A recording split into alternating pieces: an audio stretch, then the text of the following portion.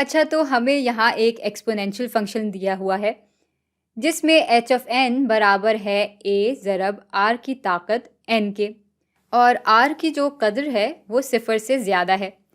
और भाई इसी के साथ साथ हमें यहाँ खानों में एन और एच ऑफ एन की बहुत सी इकदार भी दी हुई हैं।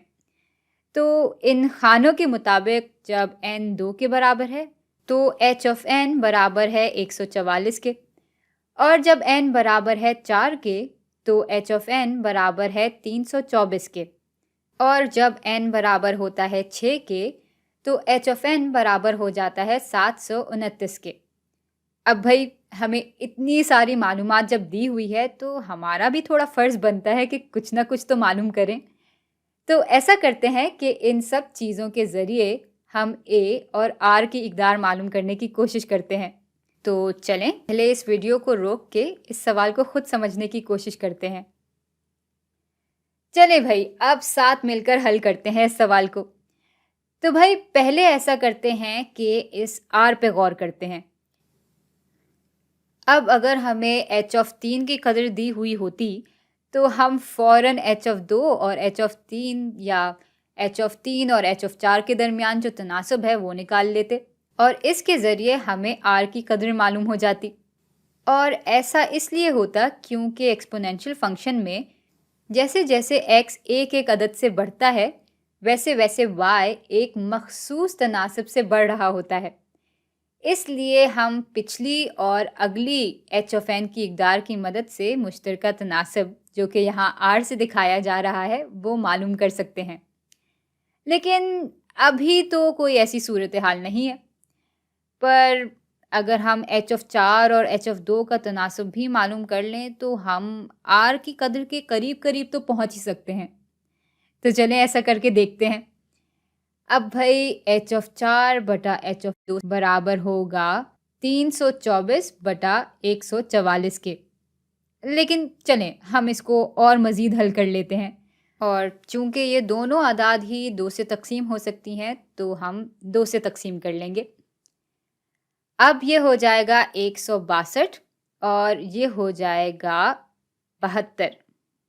अच्छा, अब ये मज़ीद 2 से तकसीम हो सकता है तो ये हो जाएगा 81 और ये बराबर हो जाएगा 36 के। और चलें हम इसको मज़ीद हल कर लेते हैं।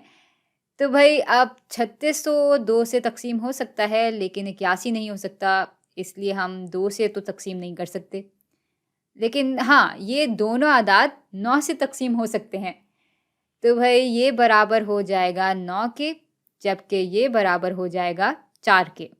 यानी एच ऑफ 4 और एच ऑफ 2 का तनासब बराबर होगा 9 बटा 4 के। अच्छा, अब इस तनासब को हम एक और तरह से भी दिखा सकते हैं।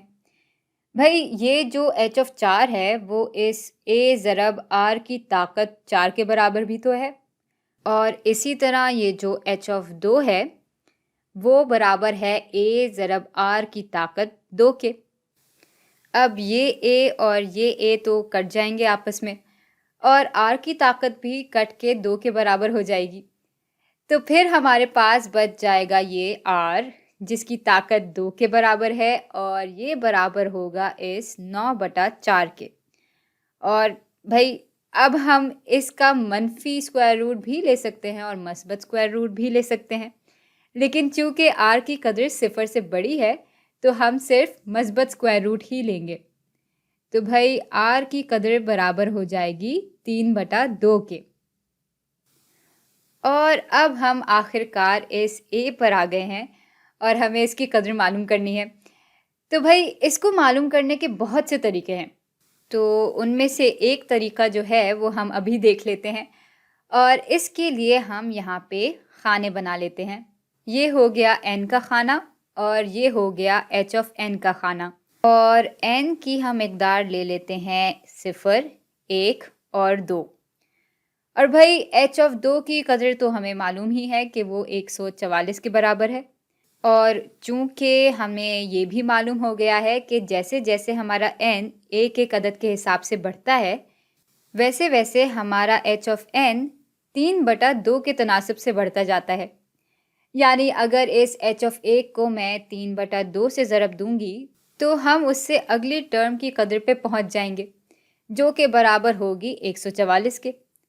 और चूंकि हमें यहाँ पे h ऑफ 1 की कदर मालूम करनी है तो हमें इसको अलग रखना होगा और इस तरह h ऑफ 1 बराबर हो जाएगा 144 ज़रब 2/3 के। और भाई चूंकि ये मज़ीद हल हो सकता है तो हम इसको हल कर लेंगे। तो जब हम इस 144 को 3 से तकसीम करेंगे तो भाई 3 ज़रब 4 बराबर होते हैं 12 के और यहाँ पे 2 बच जाएगा और फिर 3 ज़रब 8 बराबर होते हैं 24 के, यानी इसको जब हम तकसीम करेंगे तो हमारे पास जवाब आएगा 48। और भाई 48 ज़रब 2 बराबर होते हैं 96 के। तो भाई हम इसको यहाँ लिख लेते हैं। सही। अब h ऑफ 0 तक पहुँचने के लिए हम फिर से वही करेंगे। तो h ऑफ 0 ज़रब 3/2 बराबर हो जाएंगे इस 96 के और इसको हमें अलग करना है तो h ऑफ 0 बराबर हो जाएगा 96 ज़रब 2/3 के।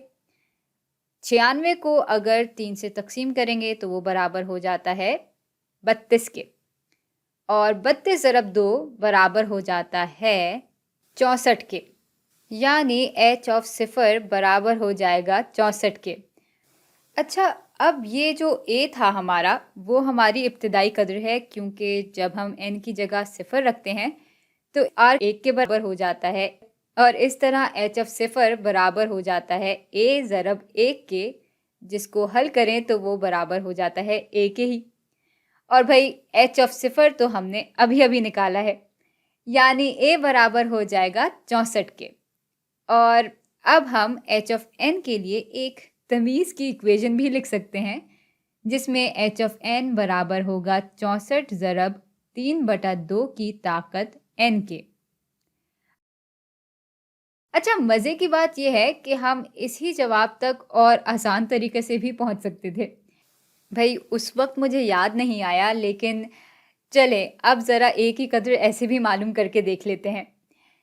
अब h ऑफ 2 की कदर तो हम जानते ही हैं, तो हम ये भी कह सकते हैं कि h ऑफ 2 असल में बराबर है a ज़रब r की ताकत 2 के और ये r जो है यहाँ पे 3/2 के बराबर है। तो ये पूरा जो फॉर्मूला है h ऑफ n का वो असल में बराबर है 144 के, जो कि हमें सवाल में दिया हुआ है। अब भाई a की कदर मालूम करने के लिए हम बस इस इक्वेशन को हल कर लेंगे। तो ये हो गया 9/4 और इस a को हम अलग कर लेंगे तो ये हो जाएगा 144 ज़रब 4/9। अब जब हम इसको हल करेंगे तो फिर से हमारा जवाब 64 के ही बराबर आएगा। तो ये दोनों तरीके सही हैं। ये वाला थोड़ा लंबा है, लेकिन इसमें हमें समझ में आता है कि भाई मुश्तरका तनासब एक एक्सपोनेंशियल फंक्शन में काम कैसे करता है। लेकिन हाँ, ये वाला तरीका ज़्यादा आसान भी है और इसमें वक्त भी कम लगता है। पर बात यह है कि अगर हमें r की कदर मालूम हो जाए तो दोनों ही तरह से हम a की कदर मालूम कर सकते हैं और इसी तरह अगर हमें a की कदर मालूम है तो हम दोनों तरीके से r की कदर भी मालूम कर सकते हैं।